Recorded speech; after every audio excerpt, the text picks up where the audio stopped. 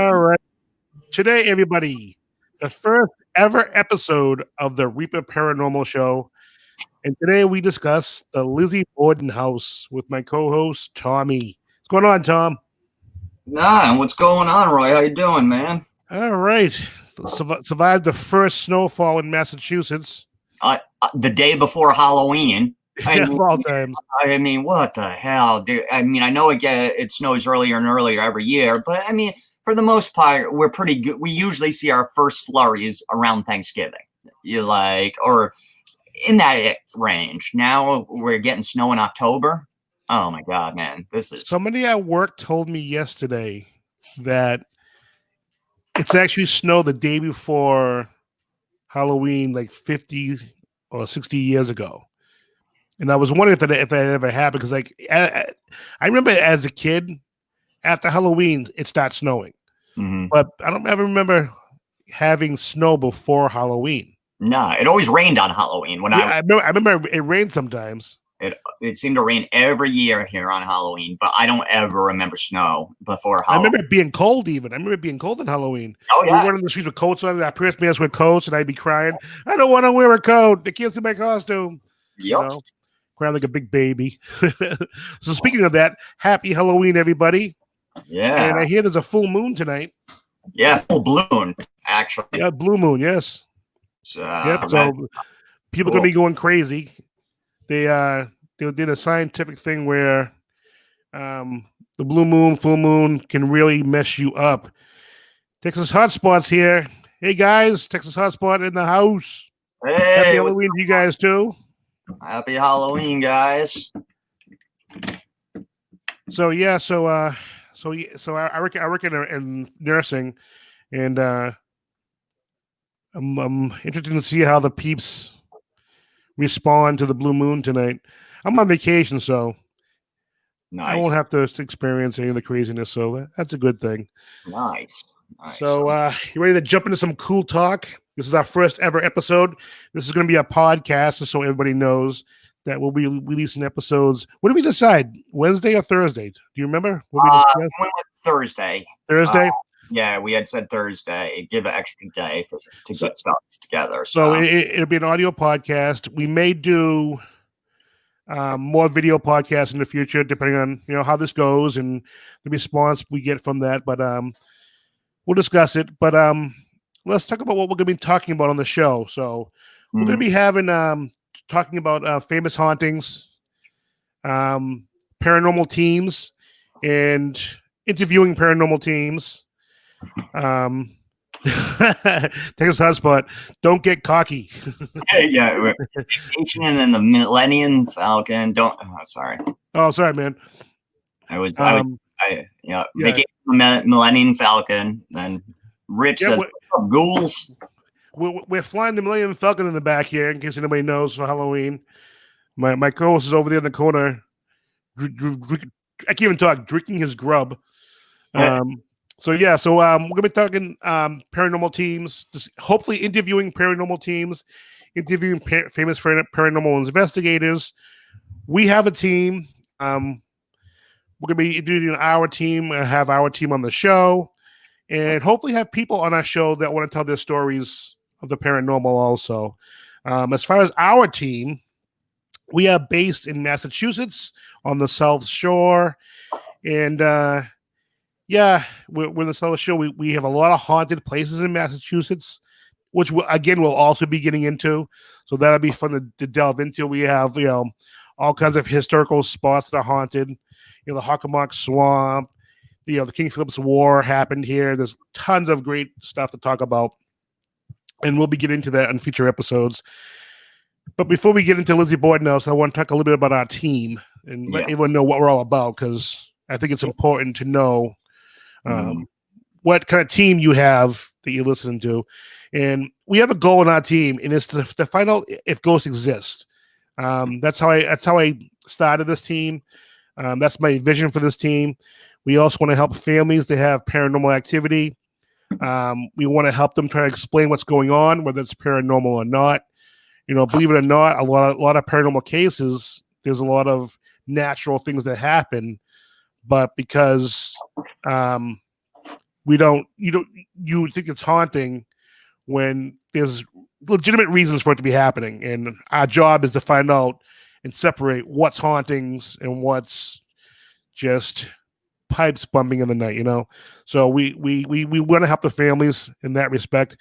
We investigate famous haunted places. Mhm.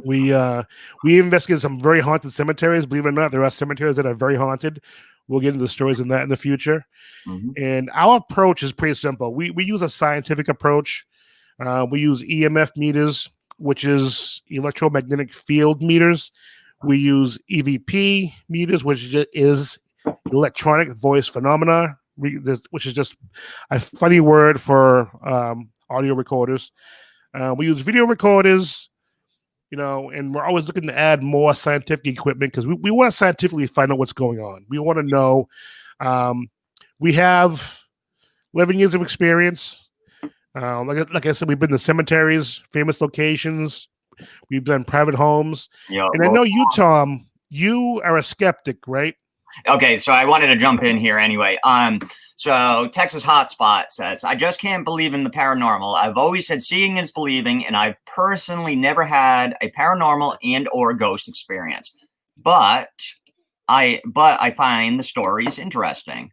But when the day comes and I have a firsthand experience that I cannot explain with reason, I believe. So yes, you were saying I'm a skeptic. So I'm just like you guys, a Texas hotspot. Like I want it to be. I want it all to be real. I want all paranormal, and we're gonna get into some of the paranormal, like what we consider paranormal. I actually have some questions for Roy because, believe it or not, like there's some stuff that I don't know that Roy's thoughts on with the paranormal and stuff. So I want to believe, but I've never had. When I was a kid, I had a really eerie experience in my house one time, but I was young and I could kind of chalk it up to, my logical brain has, shooted away from being anything paranormal.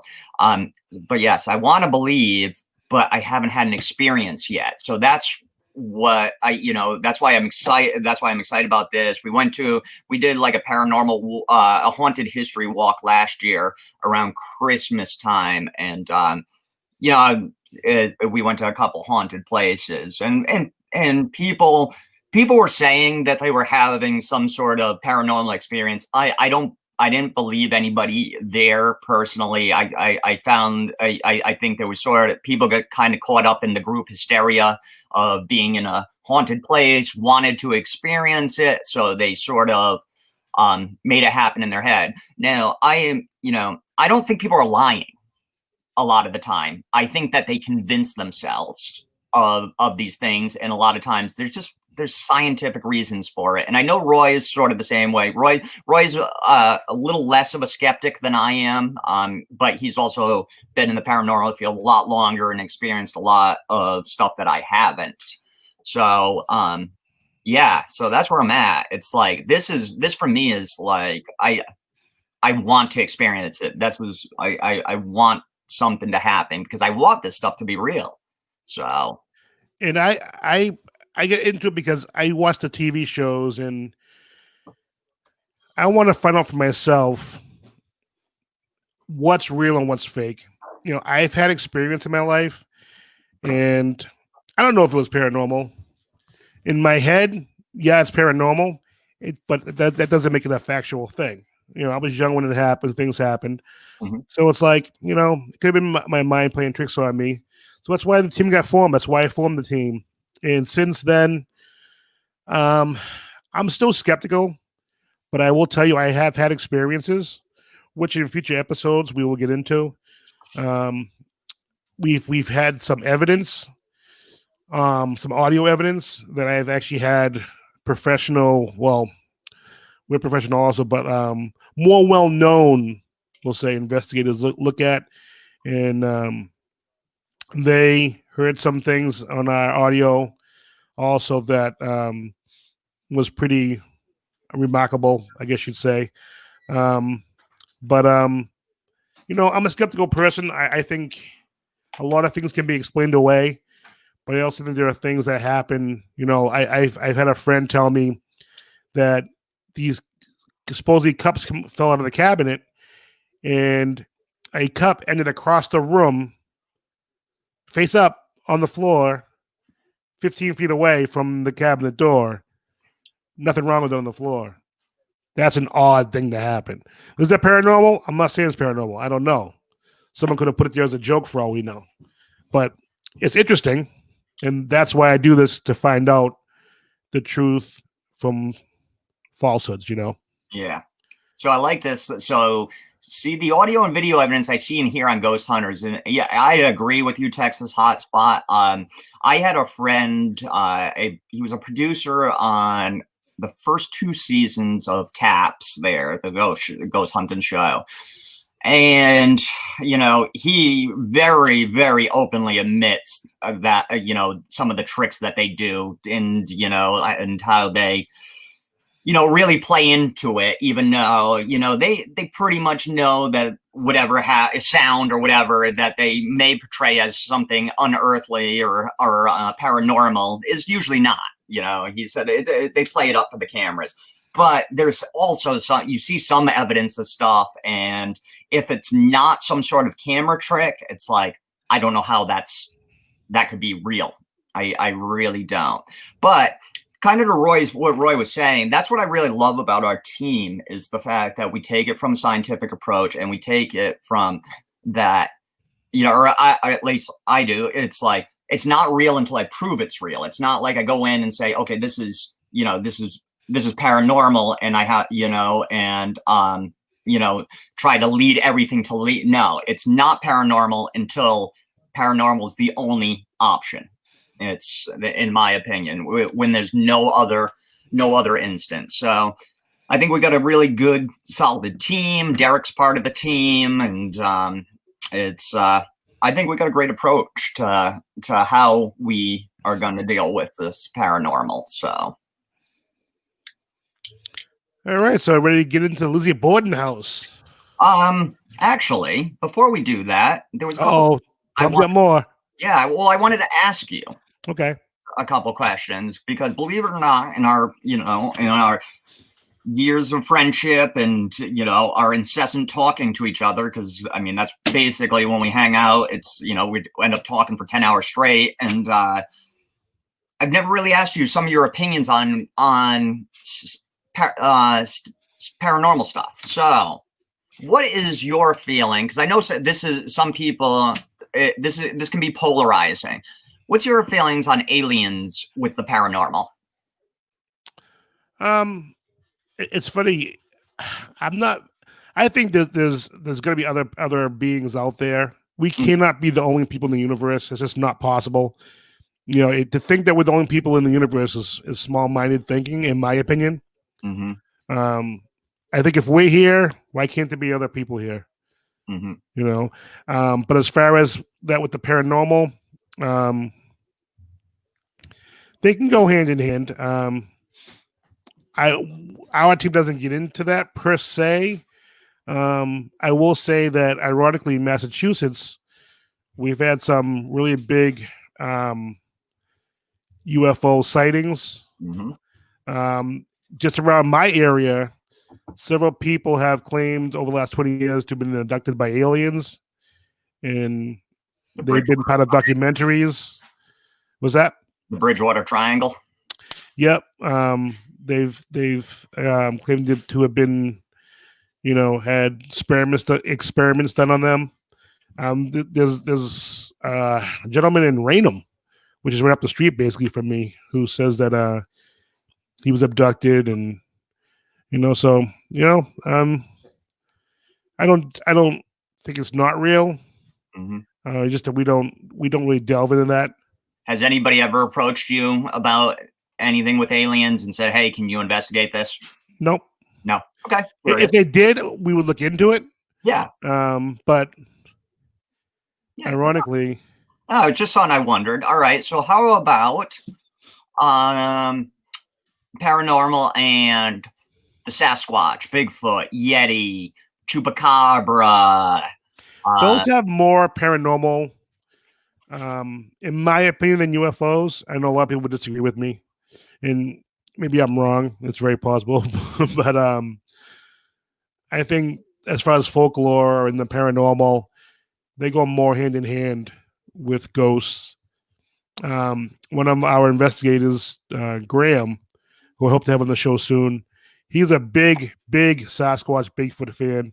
Mm-hmm. I would consider him a Sasquatch Bigfoot expert. And we've actually gone out to the Hockomock Swamp where he was supposedly sighted Yep. in middle of the night, which is not too bright to be doing, and looked around. And it's very creepy there at night. Oh yeah. You know, the sounds you hear, it's like, whoo. Mm-hmm. But yeah, he'll be on the show, and he's the one to be asking about Bigfoot because he's our Bigfoot expert. Yeah. No, I'm just curious what your feelings were on those sort of rare animals, the cryptozoology sort of. Yeah, they there's famous hauntings about them.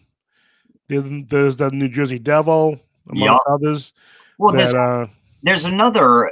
I forget what it is, and I'll look it up later, and we'll maybe talk about it on another episode. Isn't there? There's something in Massachusetts that's too from the Hockomock Swamp. That's not quite a Bigfoot, there's the I forget what they were called. There's the pterodactyls. There's the pterodactyls bird things there, and then there was something else as well. I think a humanoid type thing. Like I said, I'll look it up. All right. I know what you're talking about. It's escaping me right now. Yeah.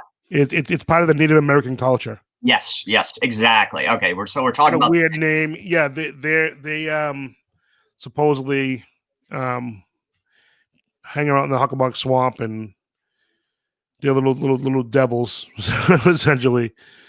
It's like you mentioned the New Jersey. I had just listened to a podcast on the New Jersey Devil and how that's been before the United States was a thing. That was early settlers and stuff, and and the Native Americans were the first, and they had told some of the early settlers about it, and it's been for hundreds and hundreds of years. All right, so and then I think this is the last question for now. I'm sure I'll have more and at some point, but can a ghost hurt someone? In theory, no. A ghost is just a manifestation of something. A ghost itself is just a spirit. I mean, for something to hurt something, it would have to be demonic. Now, you've had spirits touch somebody where people have felt like they've been pushed. Yeah. But I mean, in our experiences, when a spirit has touched somebody, I mean, I guess theoretically they could, but if something's gonna deliberately hurt something, it's not going to be a ghost. It's going to be something demonic, which is not of this plane. Mm-hmm. Yeah, that's kind of where I thought, because it's like I listen to so many podcasts and read and just stuff, and then you start hearing about these ones where people are either hurt or possibly killed, and is it a ghost or is it a demon? And like for me, it makes sense that maybe some sort of demonic presence could, but like I don't know. I don't know how I feel about that. Now, as far as like a poltergeist. Well, a poltergeist is technically not even, it has nothing to do with a spirit or anything. It's a manifestation of, they believe it's a psyche manifestation, usually from a teenage female child that makes things happen. And it's parapsychology. Usually it's a female that brings it on, where there's so much trauma and stress going on in the individual's life, they can manifest things to happen, according to parapsychologists. Like there are instances where a female could be overly stressed, and for whatever reason, it's mostly a female, I guess. Um, they can make spirits. I'm not spirit. I'm sorry. They can make like chairs move, Mm-hmm. and there've been instances where the person can actually create shadow figures. A poltergeist isn't a actual being. It's not a ghost. It's something that's created by our mind, according to parapsychologists.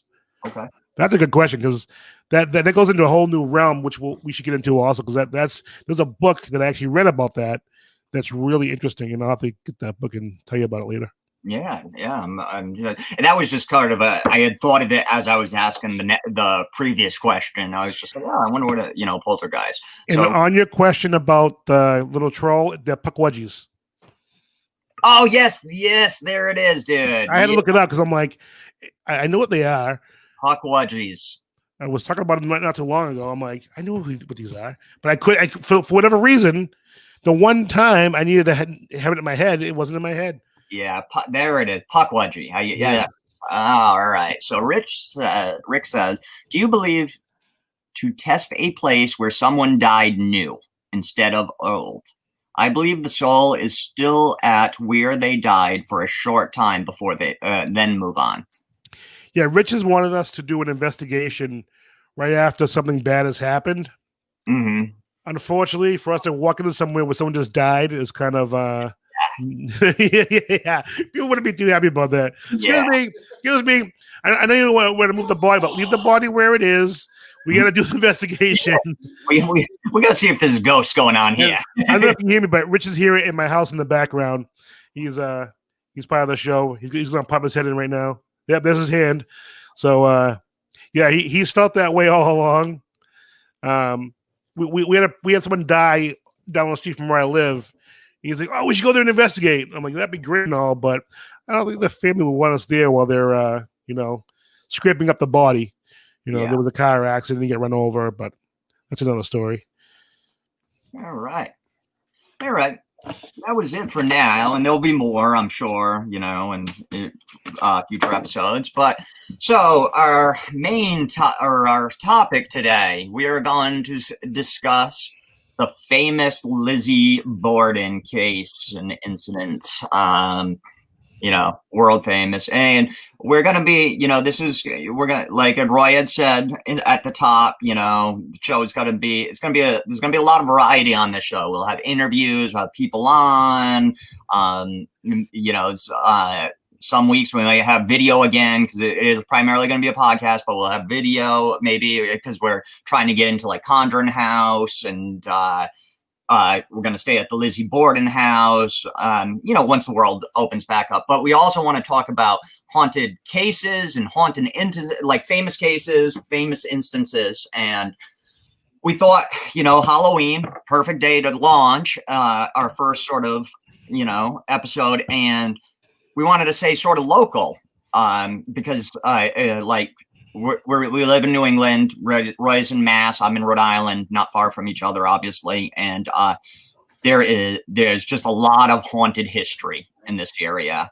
So we thought it'd be cool to do something local. And then what's more famous than the Lizzie Borden?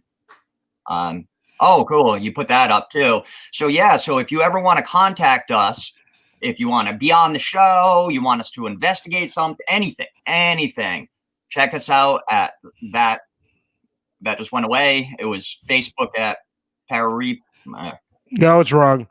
Oh, okay. It was wrong. So, but yes, we want you to contact. I was thinking ahead of myself. Okay. So, yep. So we're going to look at the famous Lizzie Borden case from 1894 that happened in Fall River, Mass, which is not far from. Okay, there's the email. It was the email, not Facebook. Yeah, parareaper01@gmail. Anything at all. You can send it there, or obviously you can leave messages on YouTube or yeah. So, all right. So the most famous Lizzie Fall River. How far is Fall River from you, Roy? I think about 20 minutes. Oh, that's not bad. Yeah, so it's Yeah, about an not bad at hour all. from me. About an hour from me. So, and this is one of the most famous cases. And I thought it'd be kind of fun to start with the folk rhyme that came out after the case. And God, I remember hearing this as a child. Every child around here knew it and was scared of it. If you lived in this area, you knew this sort of nursery rhyme, but it's not really a nursery rhyme. So it goes: Lizzie Borden took an axe and gave her mother 40 whacks. When she saw what she had done, she gave her father 41. That's creepy. And I knew there was a second verse that most people don't know, and I did find it. And so the second verse is: Andrew Borden now is dead. Lizzie hit him on the head. Up in heaven he will sing. On the gallows she will sing. So it's pretty dark. And I know that nursery rhymes back in the day and the Grimm fairy tales and all that stuff was dark and stuff. But yeah, I just thought that was kind of cool because it's, like I said, every kid knew that, at least the first verse. I knew there was a second, but I didn't know it offhand, but then I found it. So yeah, so Lizzie Borden, in 1894, allegedly. Sorry, I'm trying to get. Oh, come on, she did it. I gotta say allegedly. I mean, and pretty much everybody. Why do you think she's going to sue you, Tom? Yeah. She might come back and haunt you, though. Yeah, she could. I have been followed home by a spirit, by something from a haunted location once. Which is another story we'll get into. Oh yeah. Oh, and that was. I gotta write real quick before we get into this. Yeah, go for it. Our team does a prayer at the beginning of a paranormal case and at the end. And what it's supposed to do is, one, at the beginning, so something doesn't attach to you and hurt you at the beginning. And at the end, we do one so whatever's there stays there and can't follow you home. And one investigation, we didn't do the prayers. And there's a story that happened that I believe something followed me home. And again, that's a story we'll get into at a later date. It's actually a pretty fun story. Yeah, and I'm glad you brought that up because that brings another question I had, and I'll ask it when we. Why do I think I'm being interviewed here? So Lizzie, she was born July 19th, 1860 in Fall River to Sarah Anthony, originally Sarah Morse, and Andrew Jackson Borden. And yep. So sorry, I'm trying to get through my notes here. So yeah, and she had an older sister, right? Yeah, I don't have what year the sister was born. I don't have that either. It doesn't really matter. She's older. Yeah, she's older. Yeah, she's got an older sister, and that's sort of background stuff, and it doesn't really pertain to what happened. So it was August 4th in 1894 is when the bodies of Lizzie's parents were discovered. I say discovered because, that was what it was, that's how it was played up. And Lizzie had contact or yelled for her sister, and a neighbor came running over because Lizzie had yelled around 11:10 a.m., "Maggie, come quick, father's dead." Somebody came in and killed him. And depending on the accounts, she didn't sound too shocked. She didn't look too upset about it, which was sort of like the first thing that struck people as weird. The sister, or Maggie Sullivan, who she was yelling at. Sorry, I'm kind of jumping around here. Maggie Sullivan was actually the maid of the house, and her real name was Bridget, right? Yes. Yeah, but she went by Maggie. So It was Bridget Sullivan. Bridget Sullivan, yeah, and she went by. Everybody called her Maggie. I don't have why they called her Maggie, but that's what. Yes, I don't have that either. I tried to find out why, because I remember that from a long time ago, but I couldn't find out why. And so Maggie came down, and it was a horrific scene. Blood everywhere on the. Was it Lizzie's mom or stepmom? Sorry, I'm trying to. Can you control the comments, Roy? Yeah. Okay, thanks. Well, you can't do it all, Tom? Well, I'm trying to take my notes, and trying to. So, it was Linda. It was Lizzie's stepmom. Yeah, stepmom. Her mom passed away when Lizzie was very young. Very, very young. So she probably killed her too. Yeah, I think Lizzie was 3 years old when her mom passed. I think. Well, she did kill her. Yeah. So, it was a horrific scene. Blood on the walls, blood everywhere. It was evident that he was killed with some sort of hatchet type thing. There was actually an eyeball split completely in half. It just a supposedly nasty scene. And then, and that was in the sort of, I'm gonna say what living room, but back then, what would it be, like a parlor type or whatever you call that, where the main room where you sit around, and then the mother was found upstairs in a bedroom. That's correct, right? Yes. Yeah. Yep. The mother was in her own bedroom. And a little side note, you can actually stay in that bedroom now.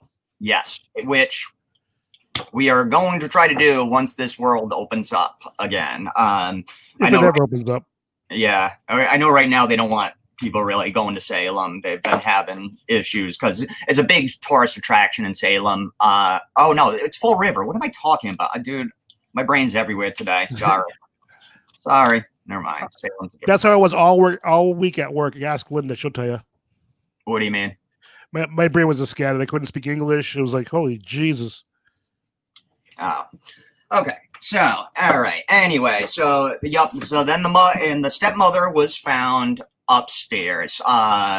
It was, they said 40 whacks and 41. It was estimated that the father was struck. They think 11 times. It was a minimum of 10, but they're pretty sure it was 11. And the mother, I've gotten different numbers on from going to different pages. Did you have a certain number of, like, an official number of how many times the mother was hit with the axe? No, because it varies depending on what website you go to, and okay. Even over the years when we were looking into it to go there, we got so many different numbers. It's been so long, so everything's been skewed, I think. Yeah. So I guess something like that. It's like. I think people. It could have been like 4 times, but over the years, to make it more sensational, it's 30 times she got whacked. So I don't know what's true and what's not. Yeah, she was stabbed a lot. Put it like that. Yeah. I had heard 7, and then I think the highest that I saw on a different Google search was like 12 or 13. Times or something. So it's still a lot of times. I mean, getting hit once with an axe, but 10, 11 times. So these were very, like, sort of brutal murders too. It's not like this person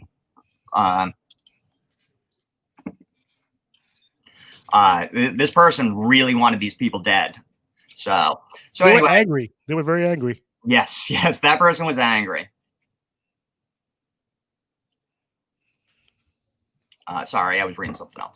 And then, so they called the neighbors over. They came shortly after, the constables, and everybody started coming around, and they started investigating. And Lizzie maintained her innocence, and even though there was just, right away, there was some, and Roy, jump in at any point here. If there was just odd things going on, and fairly quickly, Lizzie became a prime suspect. Now, at first, they kind of, when they first walked in, go in open-minded, whatever, and there was a couple other that they didn't. You got to, it was 94, so at the time, and still to this day, usually the primary mode of murder for women is some sort of poison, and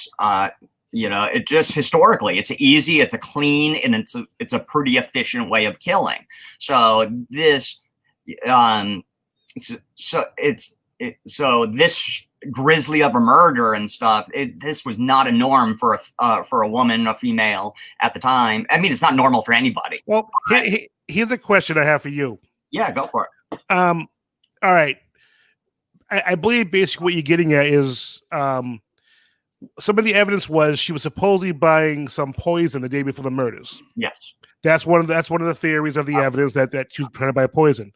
Well, if you're buying poison, why are you hacking someone to death? Yeah. Now, I guess in theory you could say, well, they wanted to make sure they were done or whatever.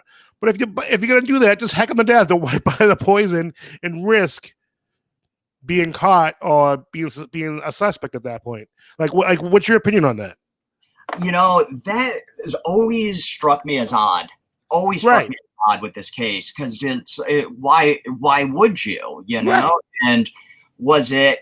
And this goes into sort of a theory. Like, was she originally gonna poison them, and something bad just happened? Changed her mind. Yeah, because the father had just gotten back home. He had been out of town for a couple days or weeks or whatever, and so did she just snap at the sight of him? Did you mention one of the motives for the murder? No, I haven't got to any of the motives yet. Okay. We can jump into those though. Well, I was just going to say, it being one of the motives was money. Apparently, supposedly the sisters were angry about money with the parents. So I wonder if there's an argument. Again, I guess you could say that maybe she just snapped. She or somebody just snapped and started hacking away. I don't know. The whole buying poison thing just kind of like, huh? Why would you do that? And then there was another idea for the motive was actually, or a thought on it was maybe she had entered some sort of fugue state where you are functioning as a person, you're doing stuff, but you don't have any memory of it, and you usually end up doing something crazy. We talked about it a little before the show, and if you ever watched Breaking Bad, was that part of the movie though? Did you watch the movie, the Lizzie Borden movie or the series with Christina Ricci? I watched that one. That series was super, super fictionalized. That series. Okay, because I don't know this, but I for some reason that sounds familiar to either the movie or the series that got brought up in one of them. I don't think it wasn't the series with Christina Ricci, but there's been other series. The one with Christina Ricci, actually, if you watched it like the whole season, it made her into a serial killer. Like, really? Yeah. That's awesome. Like this way, she just killed a lot of people. It told you right up front that it was taking artistic liberty, and it wasn't a straight biopic or biography or anything like that. It was, they just built off of the famous murders and then created a story. But there's been other shows and other movies, and I'm sure that they've mentioned the fugue state in it.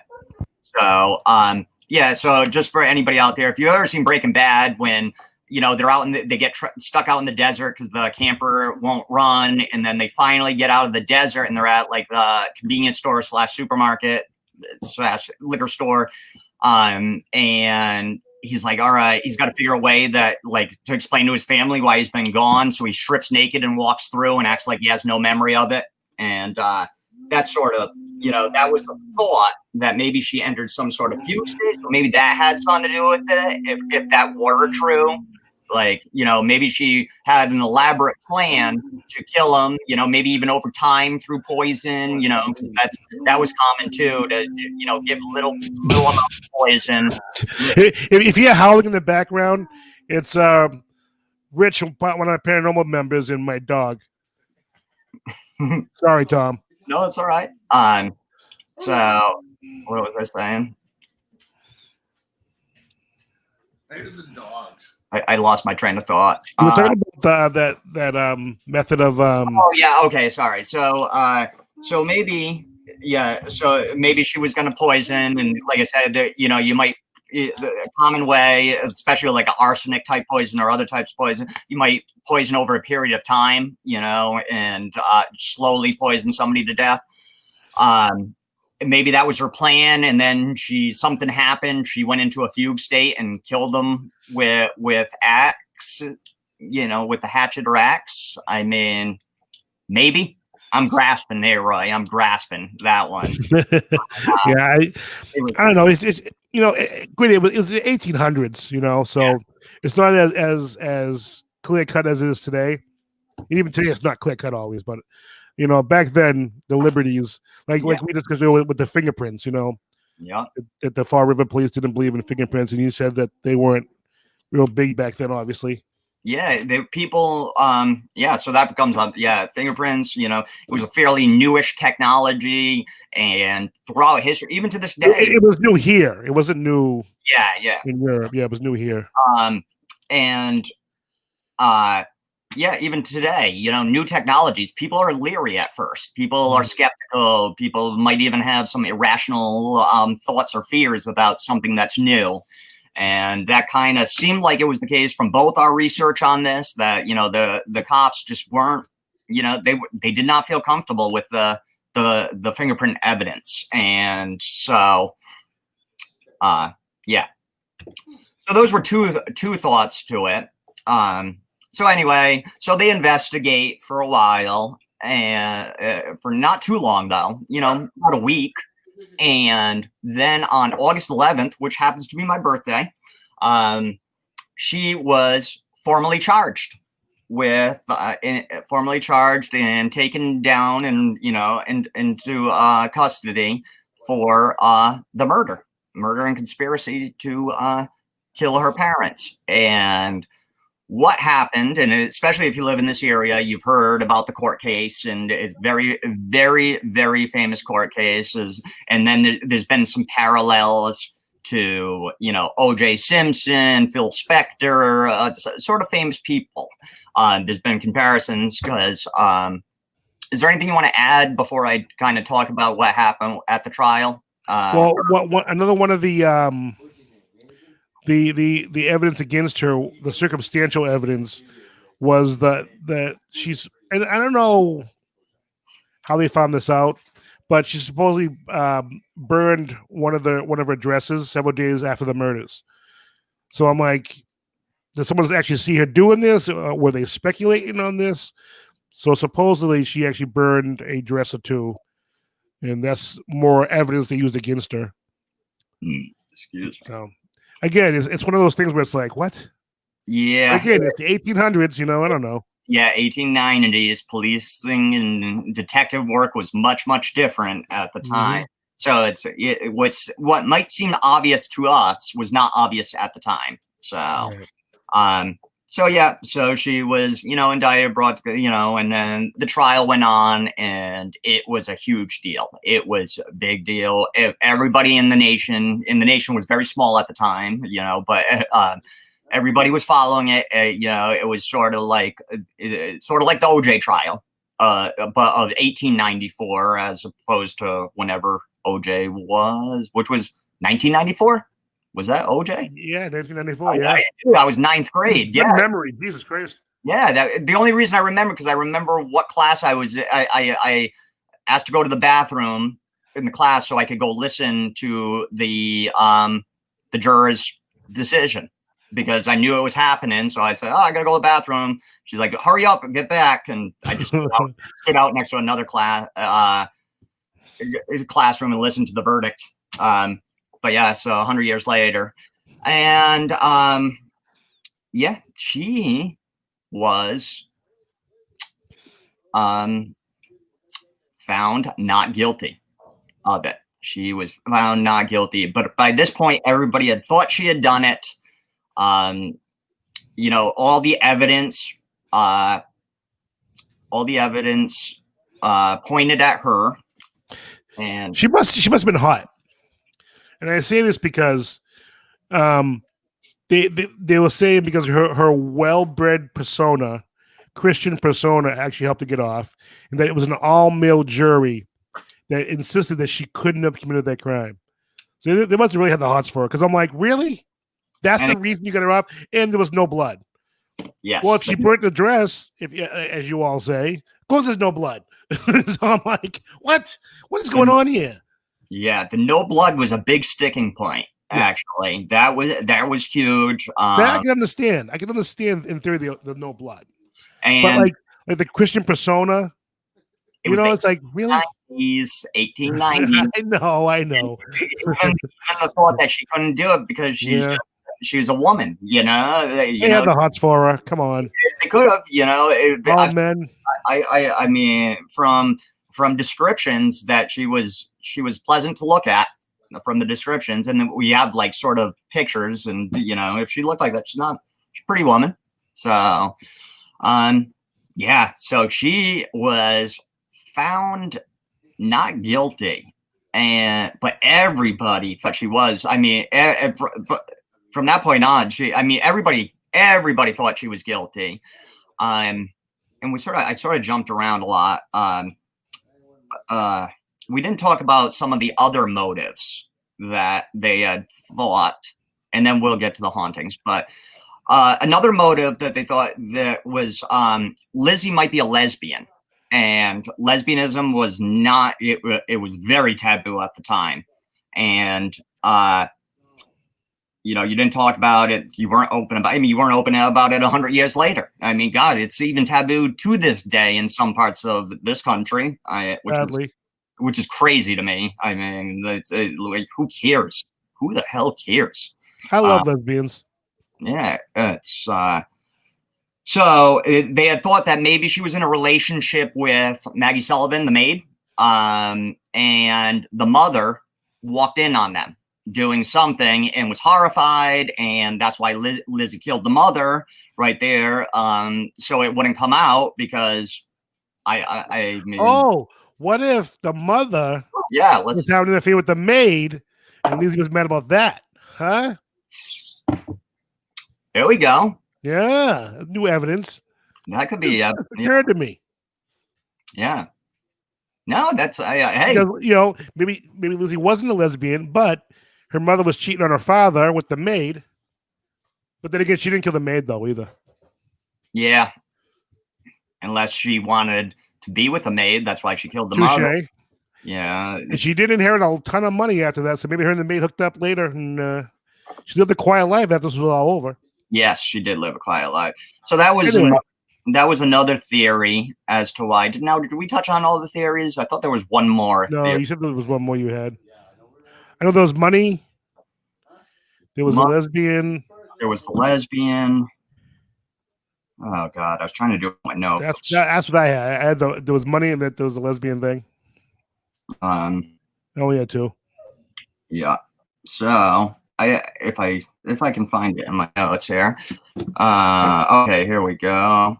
Oh yes, I'm sorry. The other one was that Lizzie was abused. More aptly, she was maybe sexually abused by the father.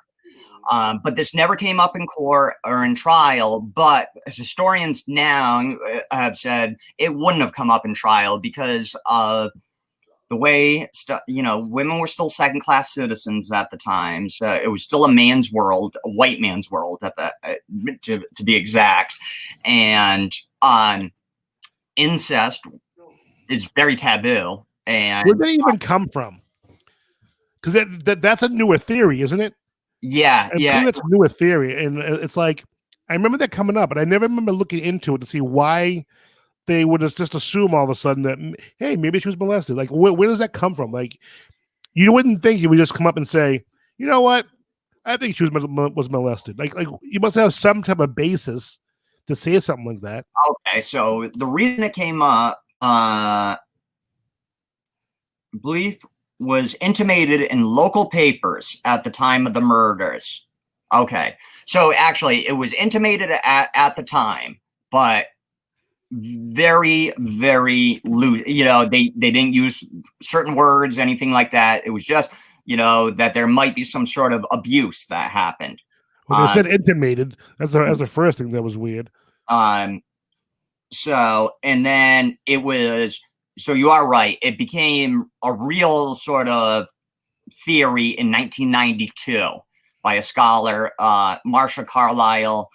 And how she came about it was through her studies in psychology, and and the fact that people of abuse lash out and stuff. So it's kind of a stretch. It's like, well, people are.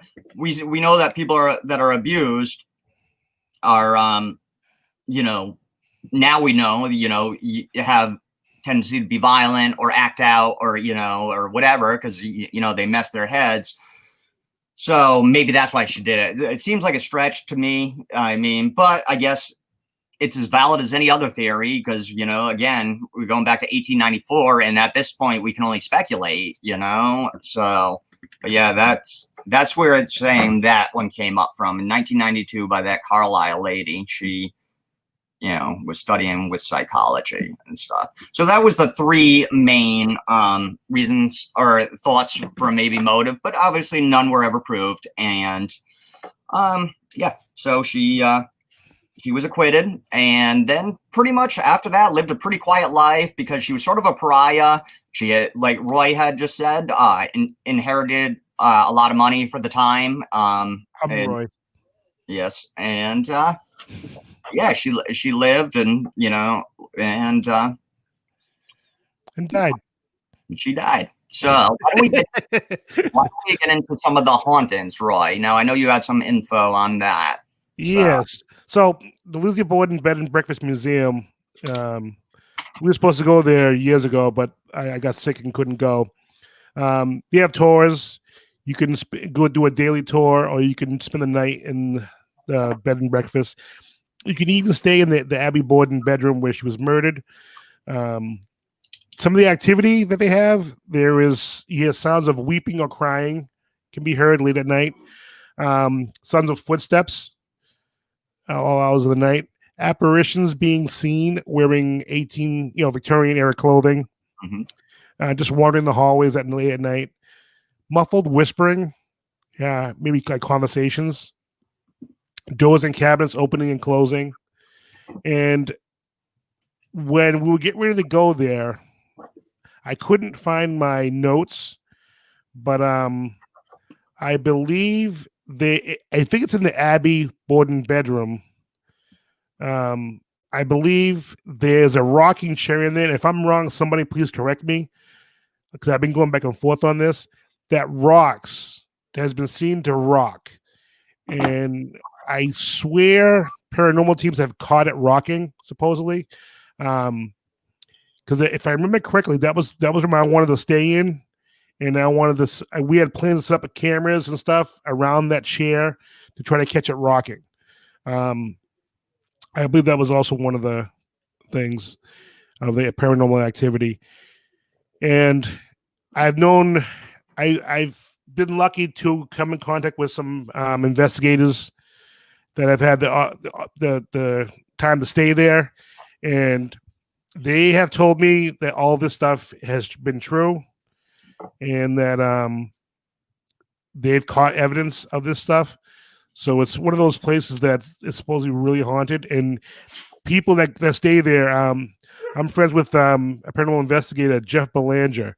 If you follow his webpage, jeffbelanger.com, he has all these tour dates where he does paranormal talks and discussions all over the country. He's investigated there. He's brought teams there, and he has a lot of good stories about that place. And it's an amazing place. It really is. Now, my question for you, Tom. Mm-hmm. If being a skeptical person, yeah, if you heard the muffling and sounds, what would you attribute that to? Like they say if you're in a room, mm-hmm. and you hear muffling sounds, what would be your first thoughts? Well, I mean, my first thought would probably be a little creeped out, but then my next thought would be, okay, it's a muffled sound, whatever, depending on what type of muffled sound.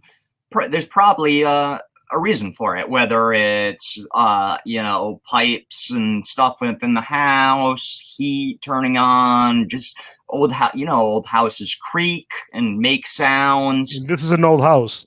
Yes. So with a muffled sound, I mean, I'd have to eliminate all sort, because you hear sounds in every house. You'd have to eliminate everything that it could be.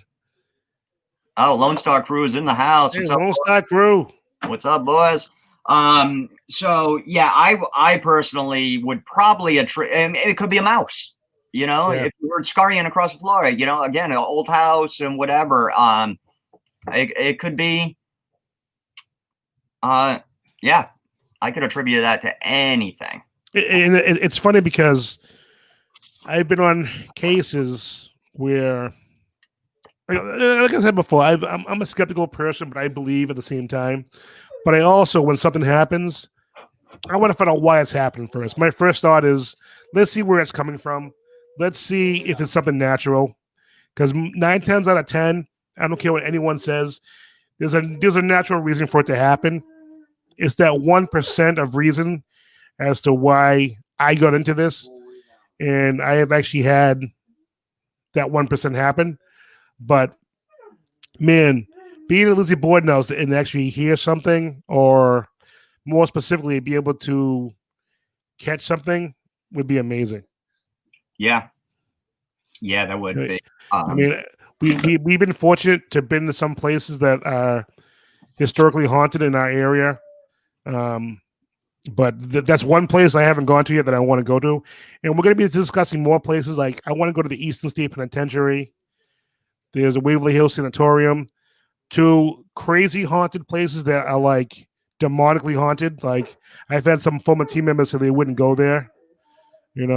I'm down for any of the places. Yeah, I really want to go. I went to the Lizzie Borden house when I was younger, and the museum, the house was converted to a museum, and then there was also, other Lizzie Borden stuff, and now it's sort of like the bed and breakfast.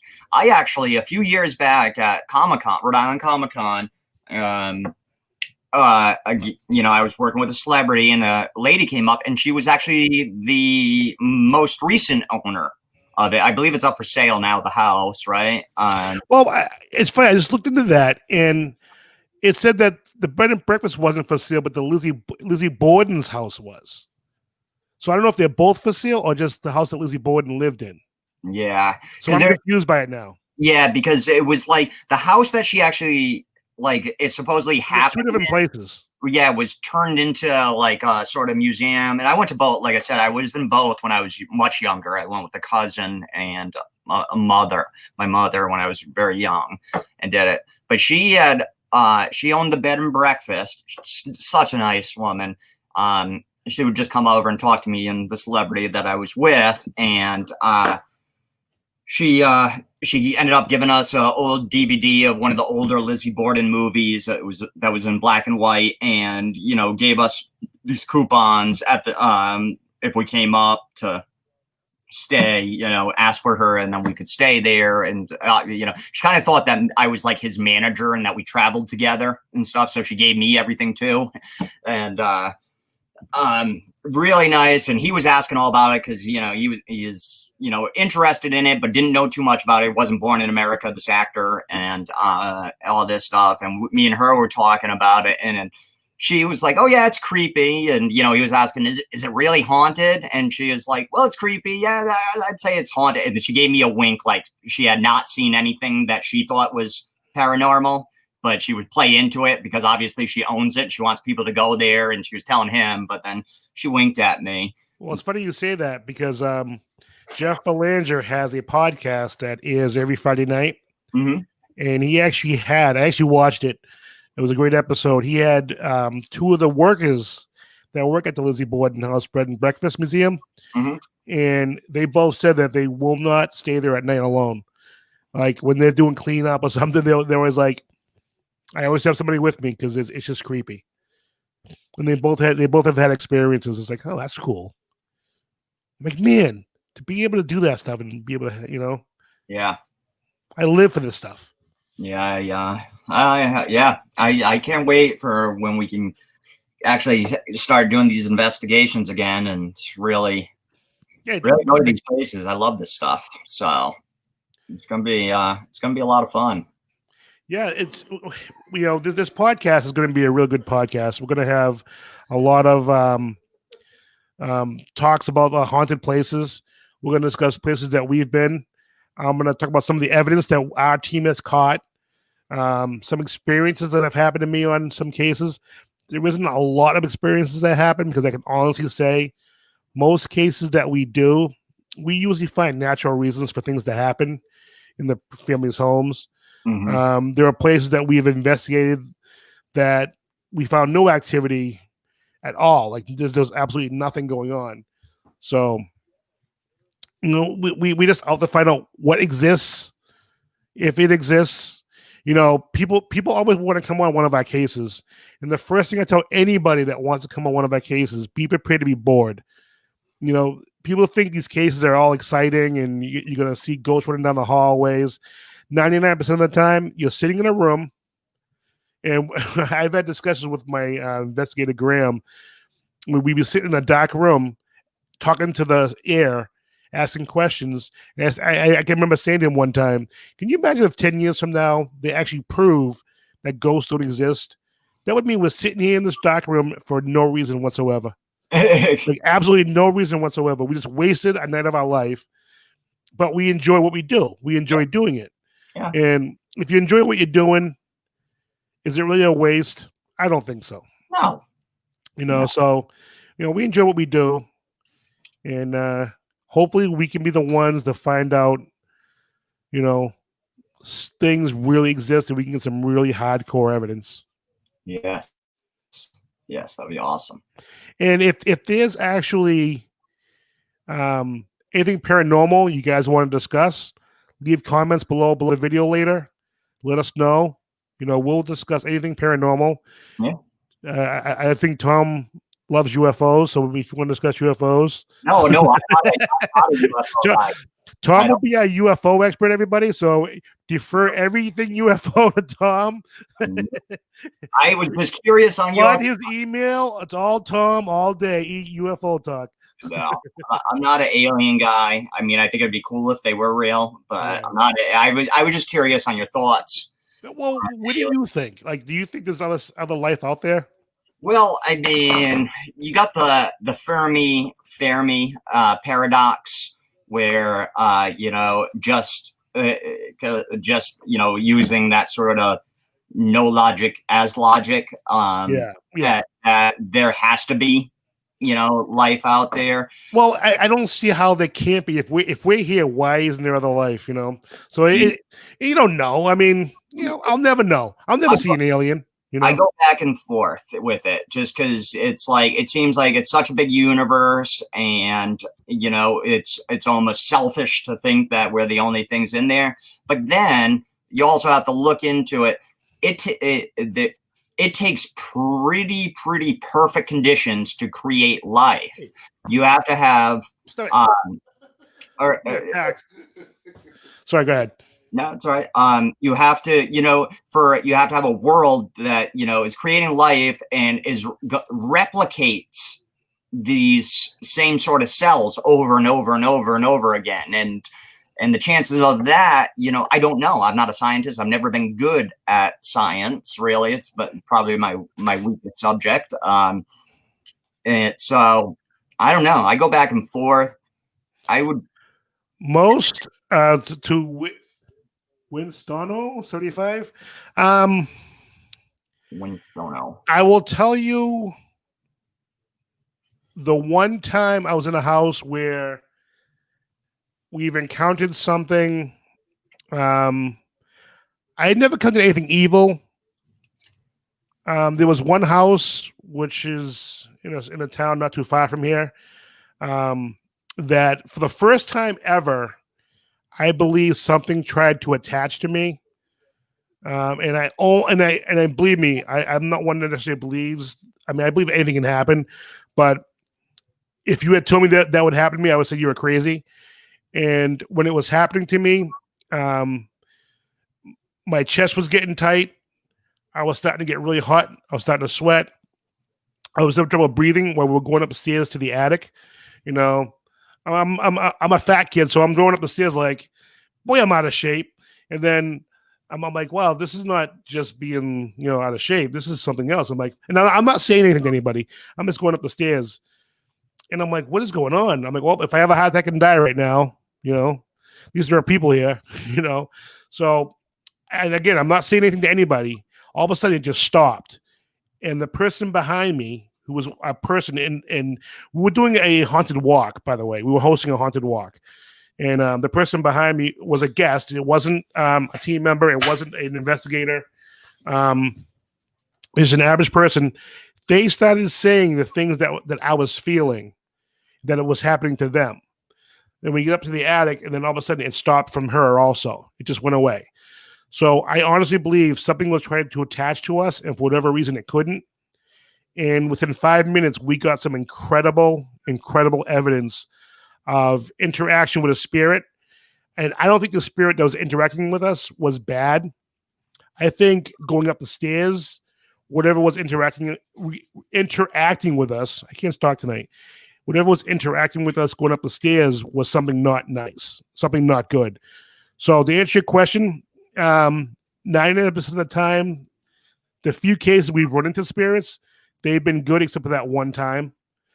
And I believe, it's just my opinion, if something's trying to attach to you, it's not a spirit anyway. It's something that's not nice. Okay. And you want to get rid of that. And this house, to give you some background, this woman owned this house, and she bought a lot of trinkets, and she collected a lot of old things. And we've gotten some amazing evidence. Again, we'll discuss this case in future episodes. And if you want us to discuss it soon, let us know, because there's some good stories here. It's a really good case. That was the house that we went to on the walk, but we didn't go in the house. We weren't allowed in the house. There's so much evidence. The family was getting physically attacked. They actually called me the day before Thanksgiving, scared out of their minds, because it was whatever was there was getting physical with them, and it was just crazy. Yeah, so this house is supposedly very, very, very haunted. We did a haunted walk a couple years back that I was part of, and we didn't get to go in the house just because a lot of construction. Yeah, a lot of construction. There was a lot of people on the walk, and I kind of got a chance to talk to her for a couple minutes, and it's just like, she didn't want too many people traipsing through the house and all that stuff. And then she's very, very, she does not want to upset whatever is in there at all. Well, she originally, she's a retailer, and she was trying to resell it. All right. And she couldn't find a buyer, so she bought it, and that's when all the crazy stuff started. Yeah, I remember on our walk we went into her, she has this sort of farmhouse garage-ish thing with a stage. And people in there. Cool. Yeah, people in there were saying they were I didn't personally experience anything. And I think it was a little bit of sort of that mass hysteria going on. Not that people were hysterical. I'm just using that as the term, because a bunch of people are saying they were feeling things and seeing things, and I think some people were just, they just straight up made it up. And I think there was, and we'll get into it more. I don't want to give away too much, but I also had found something that I had thought was causing people to not feel really well, and I'm pretty sure I'm right on that, why they weren't feeling well. So, and people want to, yes, I find that in my experiences, people want to be scared. Yes. So people will find out any reason to be scared, or they'll find a reason to see a ghost when there's not a ghost to be seen. Mm-hmm. That's where we come in. We have to really, we use science, and we really try. We basically, not that we believe that people are lying to us, but we try to disprove what they're seeing until we can't disprove it anymore. Yeah. If we can't disprove it, something's going on. It could be paranormal. And one thing I do want to say to everybody is that people confuse paranormal with ghosts. Paranormal doesn't mean ghost. Paranormal means something that's happening that can't be solved. There's no reason for it to be happening. That's all you need for something paranormal. Paranormal doesn't mean there's a ghost present. Doesn't mean there's a demon present. It just means that something is happening that it can't be proven as to why. Yeah, it's abnormal. Abnormal. Just break down the word, just like you were taught in high school, everybody, and junior high or whatever. You break down these words. A lot of them either are, Latin, have roots in Latin or Germanic. Actually, most English is more Germanic than Latin. Most, it's a misconception that it's all Latin. It's more Germanic. But yeah, you break down that word, paranormal. Just break that down, and that explains that it's not just ghosts, but it's ghost stories are fun. Movies, most paranormal have to deal with ghosts and entities like that. So that's why the misconception is there. But to Roy's point, it encompasses a lot of stuff. Yeah, you guys have any more questions? Now's the time to ask. Yeah. We're loaded and ready for bear. I do know I'm looking forward to getting out there and investigating again. Yes, me too. I'm getting the itch to buy some new equipment. People ask me where I get my equipment from. I get my stuff from a paranormal team in New Jersey called the Ghost Hunter Store. They're a paranormal team. They have good stuff. Yeah. Yeah, that is sort of a good point. Paranormal is huge in the movie genre. It's like, the Conjuring 3 is coming up pretty soon. Well, at some point. It is, though. It is strange that it is, like, when you think about it, we have so like, Behind me is Rich, one of my investigators. He's the one howling in the background. We have we're such an entertainment society, and how we can entertain ourselves and stuff. Yeah, we've taken a serious subject like death and ghosts and stuff, and yeah, it is strange. I can definitely, yeah, for sure. And another thing is people that I find amusing about being a paranormal investigator, and it never occurred to me. And an investigator told me this when I started doing this, if this was going to happen to me. A couple of years after I've been doing it for a while, people started to know me and blah, blah, blah, and know me as an investigator. And people would come up to me with orb pitches. And I'm against orbs in general. Do I believe orbs don't exist? No. But they'll ask me about orb pitches. And Linda says hi, Rick. He says hi, Linda. And this one person came up to with a picture of an orb, and they were all excited about it. And I just said to them, chances are it's probably dust. And I explained to them why it was dust. And generally, when you take a picture with a smartphone or a phone camera, digital cameras pick up any little particle in the air. And wherever you are, chances are you have a lot of dust. And when you have the flash on, the flash bounces off the dust. And it creates a little light, and you generally can see through it. And it just kind of sits there, or if you shoot a video of it, it just kind of sits there and it kind of floats around very slowly or methodically, whatever.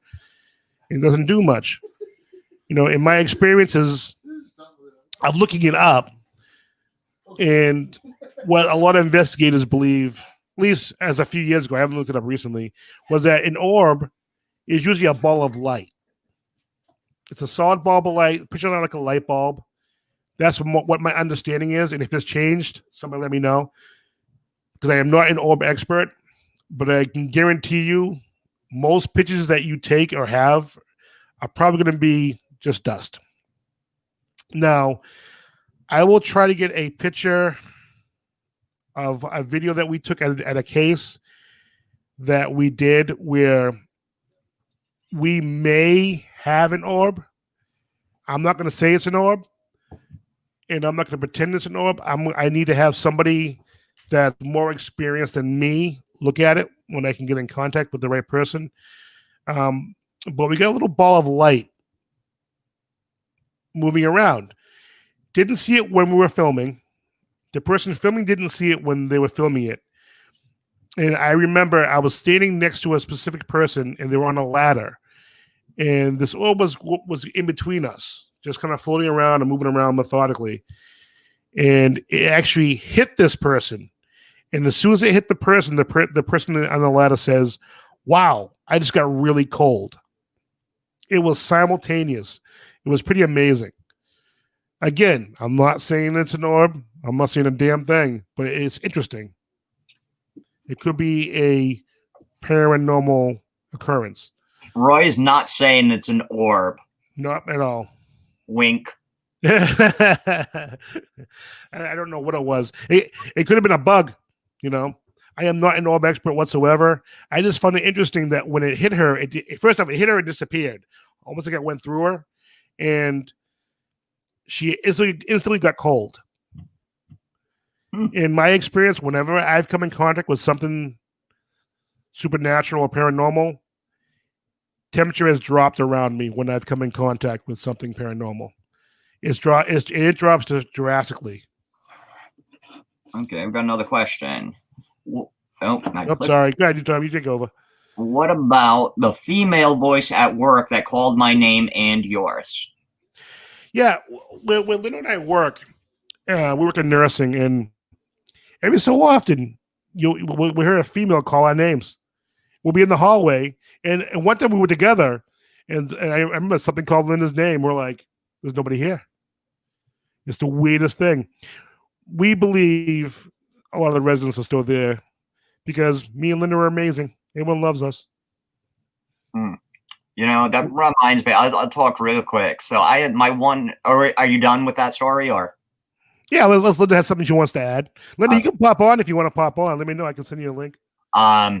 So my one experience, I was younger, and I want to. So it was nighttime. I think we had like when I was young, we had like an above ground pool. You know, one of those cheap pool things or whatever. It was above ground type deal. And we went in the pool, you know, it was at night. My parents, I couldn't have been any older than 8 at the time, maybe younger. And so they were still down in the pool and everything. I had some cousins because we always had like random people just living with us growing up, like different cousins or friends or whatever. And so I went, I left, I went to the upstairs and went into what I had at the bedroom at the time, and all the lights were on. And, you know, obviously my name's Tom, and I hear, it sounds like a woman's voice. Tom. And, you know, I'm 8 years old, and I shit myself. I ran out of there. There was nobody in the house but me. They were all outside in the pool. So And you're still skeptical, huh? Yes, because I was 8 years old or whatever I was at the time, and I don't know. Yeah, and I had a grandmother that lived in this house and pretty much died in the house. You know, she died at the hospital, but so maybe, you know, around that time. So, see, no, I don't mean like you're skeptical. Like you seem like my investigator Graham, who's like, I don't believe it until I see it. Yeah, that's how I am. Whereas I come from the point of where I've had experiences in my life, and like I said, I'm not sure if they were real or not. I'm not sure at all if they were real. Yeah. Well, I was 8 years old or whatever, however old I was. It's been a lot. But children are more open to it. Children generally see and hear more than we do. I have heard that. But for me, you know what I mean? Now I'm 40 years old. God, you're old. And that's a lot of bad stuff ago, a lot of alcohol and other party favors ago. So you know what I mean? Like, am I making that up at this point? You know what I mean? I'm positive that I'm not, but Yeah. I mean, there's still that question's still there. Yeah, I see what you're saying. It was like 35 years ago, so I don't know. And that's a good point too. Our perception of things changes over time. Yes. And was the window open a little bit and they were down in the pool and they was saying my name or my dad's name's Tom? Were they talking to him? And that's a perfect example. I have a friend who bought a house. And they want us to do a team investigation, but we never ended up being able to do it before they were able to rent it, blah, blah, blah. But I went there with her future husband and another female that I work with. And I brought some equipment and we did some small things, nothing crazy, for about an hour. Well, all of a sudden, I hear a female's voice. And I'm like, you guys just hear that? And the woman's future husband goes, I heard something. So I ran outside. I'm like, where's that coming from? There was nobody out there in a distinct vicinity, and I had recorded it. Mm-hmm. 5 minutes later, about a block away, it was, like I said, a block away. I saw people, congregating, and I'm like, well, with the breeze, things happen, people talking, the voice could have echoed. It could have reverberated, and it could have made us hear it. So I was excited, and my excitement kind of dropped. Mm-hmm. But I actually had the recording. So I listened to it. Okay. And here's where my skepticism comes into play. I hear it clearly. It's clear. It's like the person is close enough to the microphone. That being said, it's an audio recorder. Mm-hmm. I can't be sure that the audio recorder didn't pick up that sound really well. And it was just a sound from a block away. So an example for our team where the evidence could go 50-50, and I actually leaned towards 60-40 that it wasn't them. I still threw it out because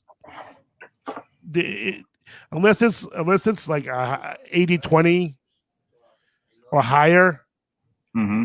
I don't want to present evidence to anybody that can say, well, it could have been this. You know what I mean? Like, I want to have undisputed evidence. So if I take it to you, Tom, as a skeptic, you can't go, well, yeah, people down the street, it was probably them, I want no doubt about it. Like, we did an investigation where we heard a woman's voice, and it was spoken right into the microphone. A female voice, and the only female there was next to me, and I had the recorder in my hand. Mm-hmm. And she was 5 feet away from me. And we were on stairs, and a cold breeze went by me when it happened. It was actually my first investigation after my cancer. We did an investigation there. It was our first investigation.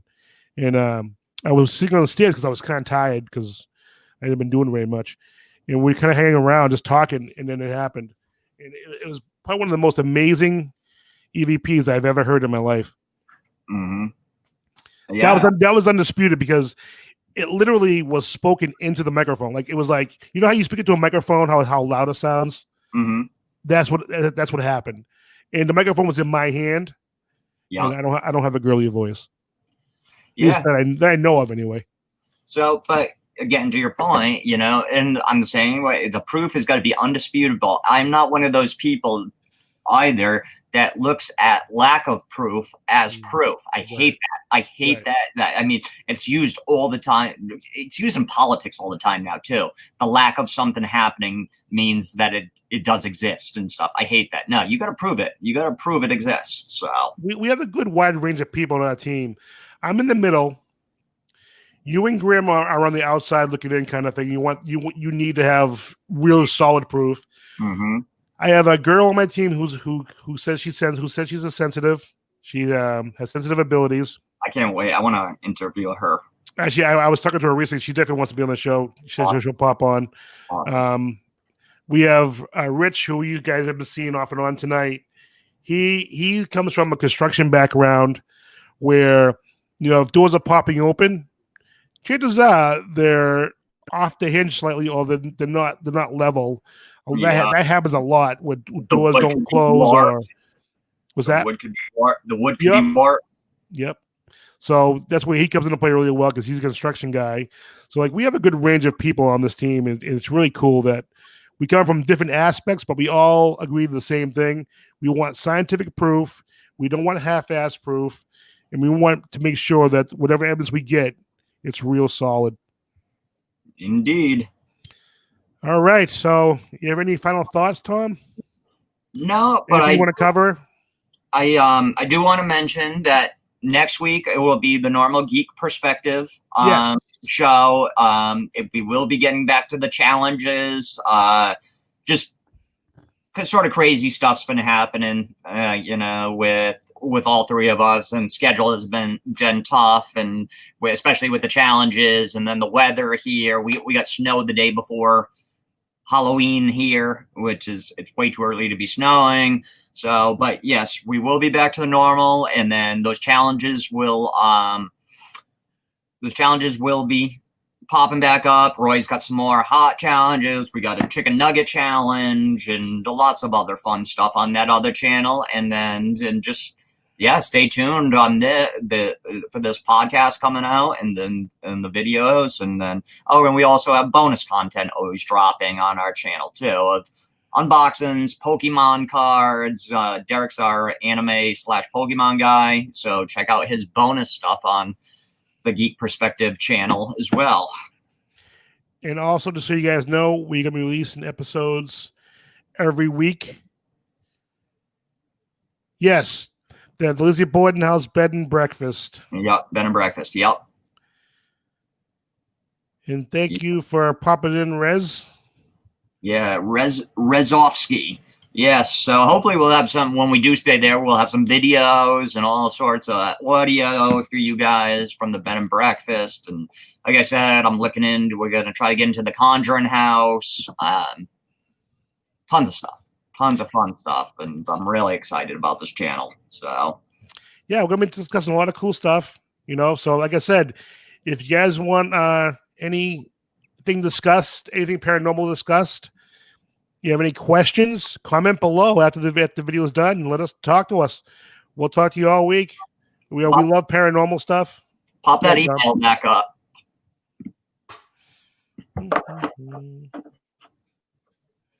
And I'll put up our email in case you guys didn't get it. It's parareaper@gmail.com. That's PARAREAPER01 gmail.com.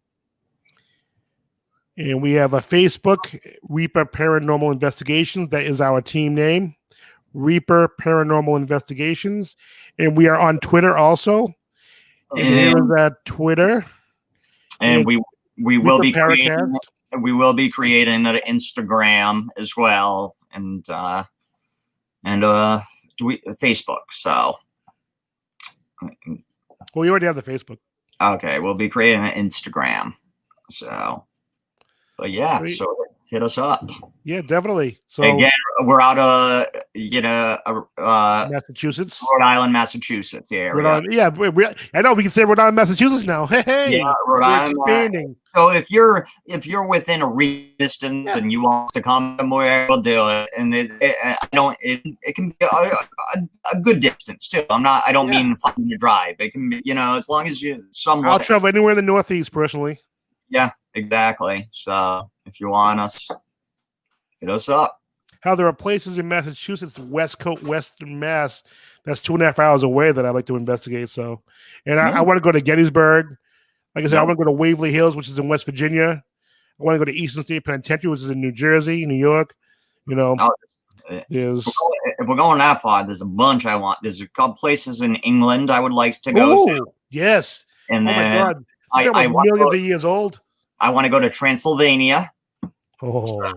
Yeah. So it's going to be a worldwide podcast soon.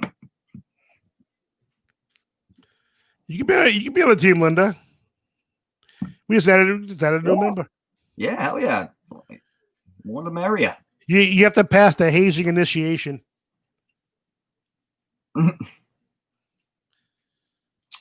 Well, all right. Happy Halloween, everybody. You're good. Yes, happy Halloween. Everyone be safe. Wear your masks. Vote on Tuesday. I don't care who you're voting for. Just vote. It's our American given right. Take advantage of it. Happy Halloween. Eat lots of candy. Don't eat lots of candy. Watch our horror movies tonight. Stay safe. So I want to thank everybody. You would like that. Yes, I would, Linda. Yes, I would. But Linda's kind of always been on the team, but she's kind of. It seemed like when we did cases, she was unable to come because of the weekend she worked. It seemed to be the opposite weekend. But we'll have to get her involved. So I guess Reaper Paracast is on Twitter. Reaper Paranormal Investigations on Facebook. And parareaper01@gmail.com is our email. If you want to email me or us, feel free. We're always around. Comment on the video below. For Tom and myself, you guys have a ghostly good evening. Happy Halloween, everybody. Thanks, guys.